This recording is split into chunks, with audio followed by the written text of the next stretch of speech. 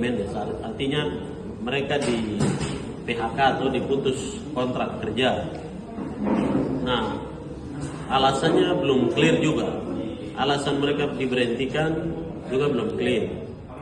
Apakah ini karena berkaitan dengan beberapa waktu yang lalu mereka itu mencalonkan diri melalui partai politik?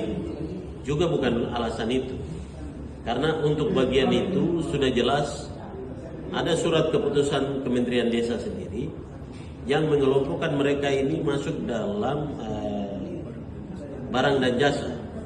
Artinya bukan pegawai kontrak, bukan outsourcing, bukan macam-macam.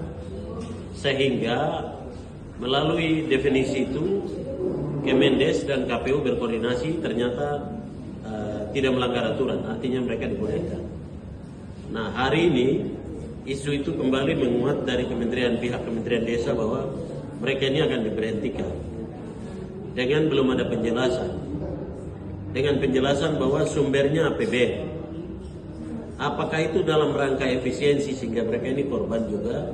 Saya kira tidak. Menurut hemat saya, tadi saya menerima ini akan meneruskan dalam level perjuangan aspirasi tertinggi, yaitu di alat kelengkapan di DPD RI maupun menggunakan saluran-saluran yang ada untuk menyampaikan satu yang kita harus garis bawahi, bahwa kementerian juga harus menerjemahkan visi Presiden Republik Indonesia Prabowo Gibran ini soal tugas target menciptakan 19 juta lapangan kerja.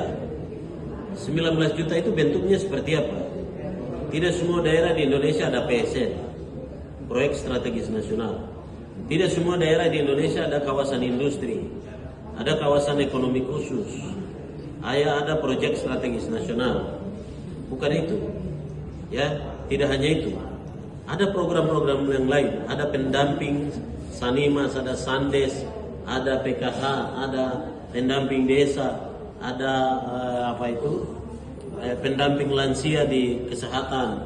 Ya, ada banyak program yang sebenarnya itu memberdayakan SDM-SDM yang ada sehingga tidak termasuk dalam tidak produktif atau tidak memiliki lapangan pekerjaan.